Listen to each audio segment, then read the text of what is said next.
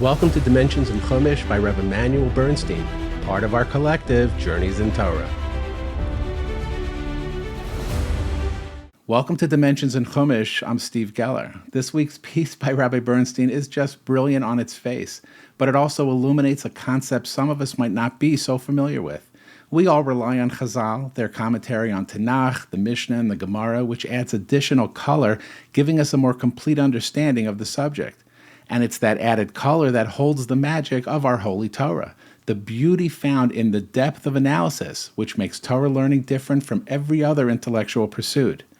Most of the time when Chazal gives us this additional color on the Pasukim, we have no idea where they got the insight. Maybe it's Ruach Hakodesh. Maybe it was handed down from their Rebbeim. Most times we have no idea how they arrived at those beautiful insights. But sometimes we can learn how they arrived at their brilliance. And this is what this week's piece by Rabbi Bernstein is about. It shows us how specific words, letters, or even vowels used in a pasuk actually hints to much more information about the episode. But with his permission, we're going to look at this process backwards. We look at some amazing statements from Chazal in various places, then we'll reverse engineer how they arrived at those conclusions. This is going to be fun. Everything is predicated on the magical structure of Lashon HaKodesh. Like many languages, it consists of clearly defined categories with its nouns in masculine and feminine, as well as various grammatical forms, active, passive, causative, etc. However, there are times when the Torah departs from even its own rules, using words in a way which either seems incorrect in context, or better yet, using words which don't reflect any recognized grammatical category at all. Rabbi Bernstein gives us some classic examples of this idea found right here in our Parsha. Chapter 2 describes how, when Moshe runs away from Egypt, he arrives at the well in Midian, where the daughters of Yisro have also arrived to draw water. Pasuk 17 then says, Vayiva'u haroyim b'garshum. The shepherds came and drove Yisro's daughters off. Moshe rose to their defense, and he watered their flock. The Medrash explains that the harassment of Yisro's daughters was not an arbitrary occurrence. It tells us that Yisro was originally the priest of Midian, but eventually saw through the falsehoods of paganism and denounced it entirely. As a result of this, Yisro became alienated in his own town, and his family became subject to this very hostility by its inhabitants, the very trouble his daughters encountered when they went down to draw water at the well. So, Rabbi Bernstein, how did the Medrash arrive at this conclusion? Look at the word that the Torah uses to describe the shepherds driving them away, Yisro's daughters. It says, Vayavo haroim vayigarshum, with a mem.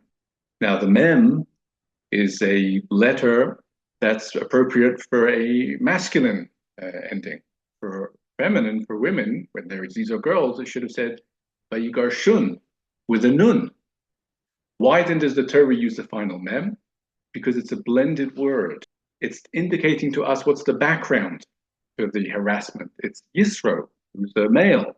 And therefore, in order to give us a more complex view of the situation, understanding of the forces at play, it puts together him with the mem at the end as an element within the word to give us a deeper insight as to why it was that the shepherds drove away. I told you this was going to be fun.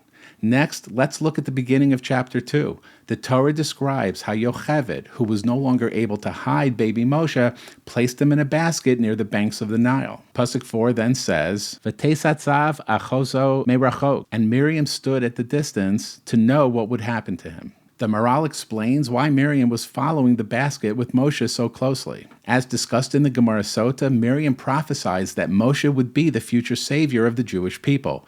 With Moshe now being sent sailing on the Nile, Miriam felt compelled to stay and see what would happen in light of her prophecy. On this scene, the Maral tells us her staying behind was comprised of two elements. On the one hand, she chose to stay, for no one had told her to do so. On the other hand, given the prophecy that she had received regarding Moshe, the very force of destiny dictated that she had to stay behind and see what would happen to him. But Rabbi Bernstein, where does the Maral get this? The word that describes Miriam standing there, vatesatzav, is a unique word. On the one hand, we see that there's two tafs there, vatetatzav. And two tafs normally are appropriate for a reflexive word, someone who does something to themselves or makes the decision and stands themselves there. The problem is If it's a reflexive, it should have said Vatisyatsei. That's how you would pronounce it. Like we say at Har Sinai, Vayisyatzu b'tachtis sahar. But it doesn't say that. It says Vatesatzav. That sounds vowel-wise more like a passive. She was stood there. She had to stand there. But why are there two tufs? Once again, and here the Maharal explains in the Gevuras Hashem, blended word. You have the letters of a reflexive, which means it's her decision. She could have gone. But it has the pronunciation of the passive. She had to stay because she's compelled to see what happens to baby Moshe. What about her prophecy? She can go, but she can't go because she chooses to stay. But that's really what she has to do. That's what comes together in this word.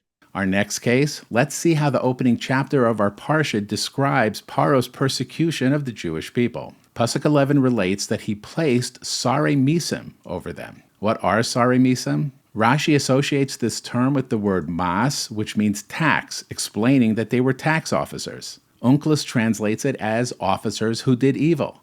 Both are helpful insights, but Rebbe, how did they each come up with this added color? The Netziv explains in the Hamikdavar. The word misim, which we take for granted as the plural of taxes, but the singular for tax is mas.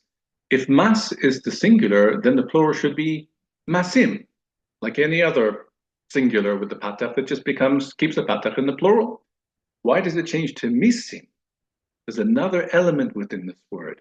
Misim is from the word mimisim, which is to melt or to wear down or to persecute. And that's how Onkelos actually translates the word Sare Misim as evil-doing officers. But it's also a noun, officers of Misim. And therefore we have the idea of tax, but also the evil from within the officers themselves result with the word Misim. Rabbi Bernstein's last example takes us beyond our Parsha, and this example will show that the idea of combining different elements to express a composite message can express itself within a single vowel. The beginning of Parshas Vayikra describes how Hashem appears to Avraham, who just noticed 3 travelers standing nearby. Pasuk 3 then says, Avraham said, Aleph Daled Nun Yud, if I have found favor in your eyes, Al na ta'avor me'al avdecha, do not pass on from your servant. Who is Avraham addressing with these words? The Medrash offers 2 possible explanations. The first, Avraham was addressing the guests, beseeching them to stop and enjoy his hospitality. According to this explanation, the word Adonai is plural of the word Adoni, which means my masters. Second explanation, Avraham was addressing Hashem, asking him not to depart while he tended to his guests. According to this explanation, the word denotes Hashem's name. The Ruach Hakodesh explains that Rashi himself notes that the rest of the pasuk is phrased in the singular, be'einecha, avdecha, while only the following pasuk uses the plural, v'rachatzu raglechem, wash your feet. How can this be reconciled with the approach that Avraham was addressing his guests already in the first pasuk? Rashi explains that while Avraham was indeed addressing them as a group, he nonetheless sensed that one of them was the senior member whose decisions the other 2 would abide. Therefore, he specifically addressed his initial plea to that individual. But Rebbe, how did Rashi arrive at this conclusion? The word with which Avram addresses whoever he's talking to is Aleph Dalet Nun Yud with a commas. And Rashi brings 2 explanations. Is it Hashem or is it the plural of Adoni? But the plural of Adoni is Adonai with a pata. Here the word is with a commas. It clearly refers to Hashem, who's the only one ever referred to with a commas under the nun. How is there room for another explanation that it's the plural of my masters? That should have been with a pata. But at the same time, the Ruach Hakodesh explains, Avram is talking to all of them, all of these 3, but specifically to one of them, the one in the middle or the one who he recognizes is the senior, as Rashi says. So he's Adonai, because he's addressing all of them, but specifically Adoni. Is there any way to combine Adonai with Adoni, a patach with a chirik? The answer is yes, and when you do, you get a comma.